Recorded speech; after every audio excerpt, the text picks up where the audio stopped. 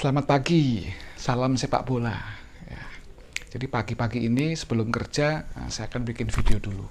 Oke,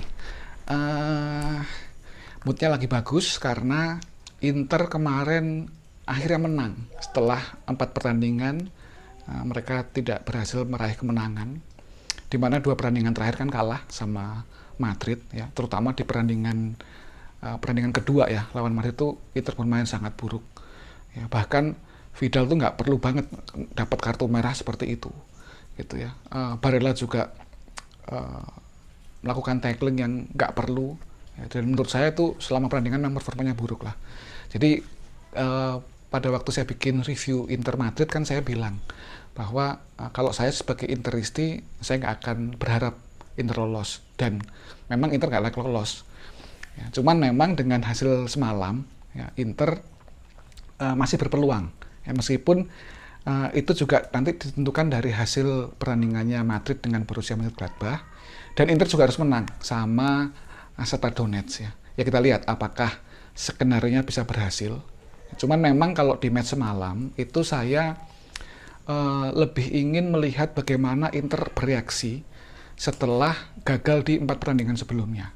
Ya, bagaimana Inter cara bermainnya apakah sudah membaik? Ya, karena memang pada waktu lawan Sassuolo kan Inter bermain cukup baik ya. Ya meskipun memang belum bisa dikatakan sebaik musim kemarin, tapi sudah ada perkembangan lah. Nah, jadi di match kemarin saya ingin nonton tuh karena itu, karena ingin melihat lah kira-kira bagaimana Inter bereaksi. Nah, memang harus diakui di match kemarin itu kan Inter bermain baik, terutama di 35 menit babak pertama lah. Itu Inter bermain agresif, bermain dengan passing-passing yang cukup berani, ya memanfaatkan ruang kosong di mana memang Mönchengladbach ini tidak melakukan permainan secara defense. Ya mereka kan juga keluar menyerang, sehingga memang matchnya agak enak ditonton gitu, seru lah. Gitu. Nah, saya juga nggak ingin membahas terlalu banyak mengenai bagaimana pertandingan itu berjalan ya. Tapi saya ingin sedikit membedah kenapa Inter bisa bermain baik dan Inter ini seharusnya bermain seperti apa sih, gitu ya. Nah, kalau teman-teman ngikutin review-review saya ya, dan mungkin beberapa video tentang Inter gitu kan, saya selalu bilang bahwa Inter itu kehilangan cara bermain yang lebih berani. Mereka itu relatif ingin bermain lebih aman, sehingga passing-passingnya itu passing-passing aman ya, passing kanan kiri back pass gitu. Ingin menguasai ball position ya, tapi sebenarnya dari sisi efisiensi, dari sisi efektivitas itu nggak dapat malahan. Nah, di pertandingan semalam itu memang berbeda ya, karena kalau menurut saya itu ada perbedaan sedikit lah. Antonio Conte ini mengembalikan ke formasi atau ke taktik yang biasanya dia gunakan di musim kemarin, yaitu formasi 3-5-2 klasik ya, di mana di tengah itu dia memainkan satu DMF ya, satu regista yaitu Brozovic, 2 CMF kanan dan kiri, kanannya Barella, kirinya Gagliardini ya. Nah, di awal-awal musim itu kan sebenarnya Conte sedikit merubah, memodifikasi lah ya, formasi 3-5-2 itu menjadi 3-4-1-2. Ini pengembangan dari formasi 3-5-2 sebenarnya. Perbedaannya lebih kepada kalau di formasi 3-4-1-2 itu satu AMF ya, dan belakangnya itu double pivot. Entah itu berlaku sebagai DMF ketika bertahan atau CMF ketika menyerang. Dan ternyata ini nggak berjalan efisien. Eriksen tidak berhasil memainkan di peran itu gitu, dan terlihat sekali formasinya agak sedikit dipaksakan lah gitu. Eriksen nggak berhasil. Sensi sempat bagus di match lawan Fiorentina ketika dia menggantikan Eriksen, tapi juga ketika di lawan Lazio atau lawan siapa ya, agak lupa ya, itu juga dia juga bermain nggak bagus ya. Vidal juga pernah dicoba, juga nggak bagus, meskipun kalau Vidal mungkin nggak terlalu banyak ya, mungkin 1-2 match lah dicoba di situ. Barella juga beberapa kali, terutama terakhir-terakhir kan juga dicoba di posisi itu juga nggak maksimal ya. Nah, di match kali ini Conte mengembalikan menjadi formasi 3-5-2 klasik. Nah, ini menarik sebenarnya gitu. Karena formasi ini membuat pemain depannya Lukaku dan Lautaro ini harus lebih rajin untuk menjemput bola di area tengah, ya, dimana seperti yang sudah ya, itu Lukaku sering banget dia menjemput bola dan menjadi target man untuk pantulan, ya, untuk memberikan passing ke pemain tengahnya atau pemain sayapnya yang lari ke depan. Ya, dan ini juga dipraktekkan di match kali ini.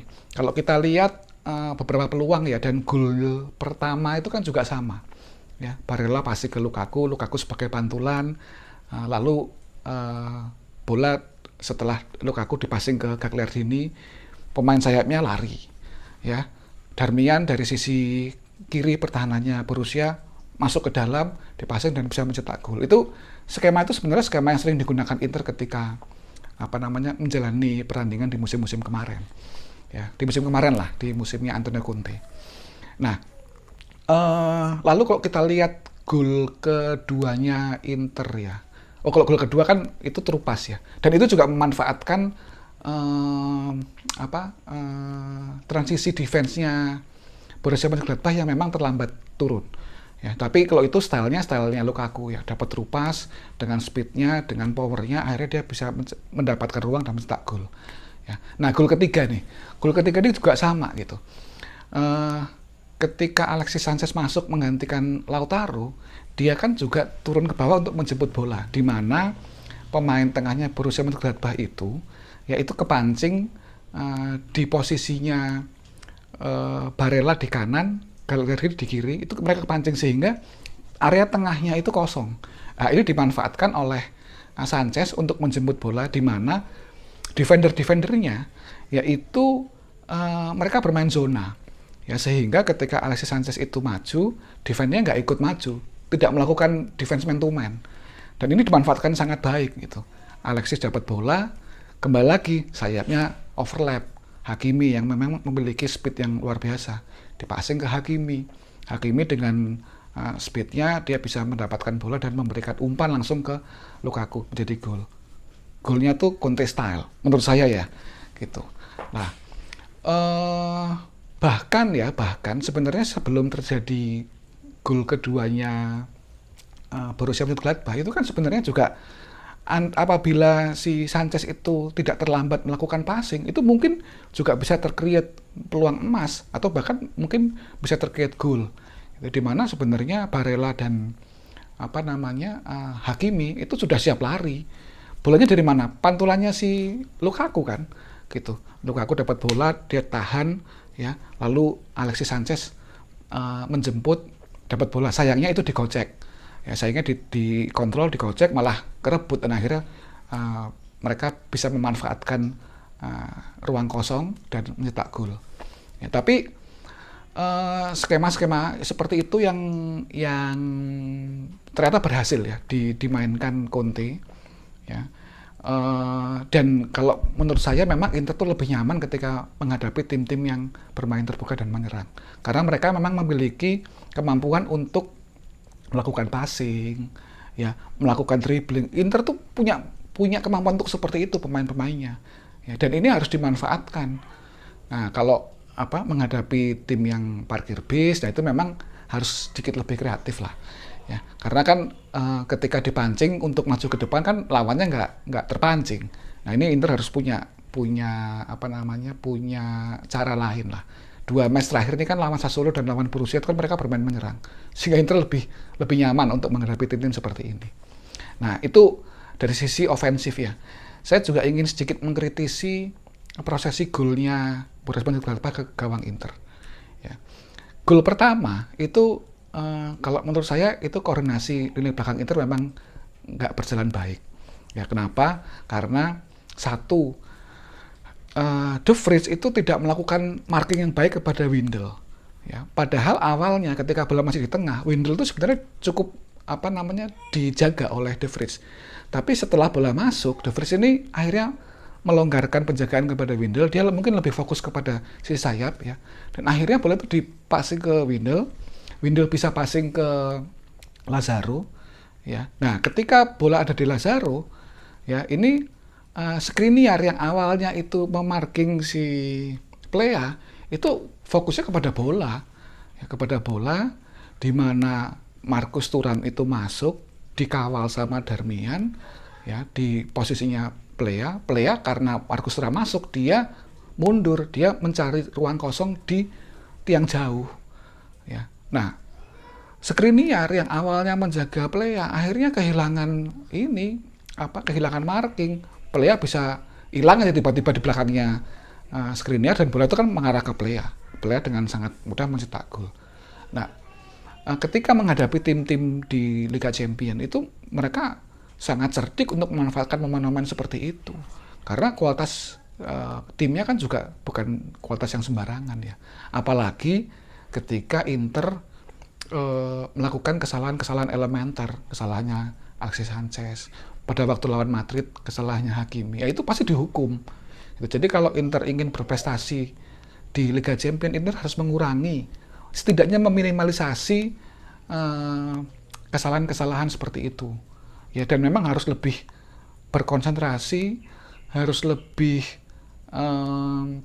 melakukan marking kepada pemain depannya. Ya, kalau sedikit kita lihat dulu di matchnya Atalanta sama Liverpool, Liverpool bisa mengobrak-abrik perannya Atalanta kan juga sama. Ya, Atalanta tidak bisa berhasil memarking pemainnya Liverpool dengan cukup baik sehingga terjadi peluang gol dan ya dapat dikonversi menjadi gol pada akhirnya. Gitu. Jadi itu ya Inter masih banyak lah kekurangannya yang harus diperbaiki, tapi kalau buat saya ya selama Antonio Conte melatih rasanya dia akan tetap menggunakan formasi 3-5-2 klasik. Ya semoga formasi ini tetap bisa efektif, tetap bisa dimanfaatkan oleh pemainnya Inter dengan bermain lebih baik, ya lebih fluid, ya.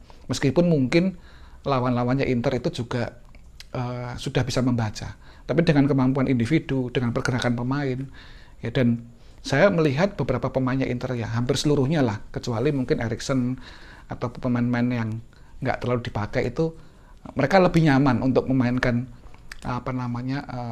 formasi ini. Ya, jadi kita tunggu nanti lawan Shakhtar seperti apa dan saya berharap Inter juga bisa bermain baik apapun hasil dari Madrid dan Mönchengladbach. Ya, kalau memang Inter hanya bisa lolos ke Liga Eropa ya memang itu di situ layaknya. Gitu. Jadi nggak usah terlalu dipikirkan lah. Gitu. Oke, itu aja. Selamat pagi dan salam sepak bola.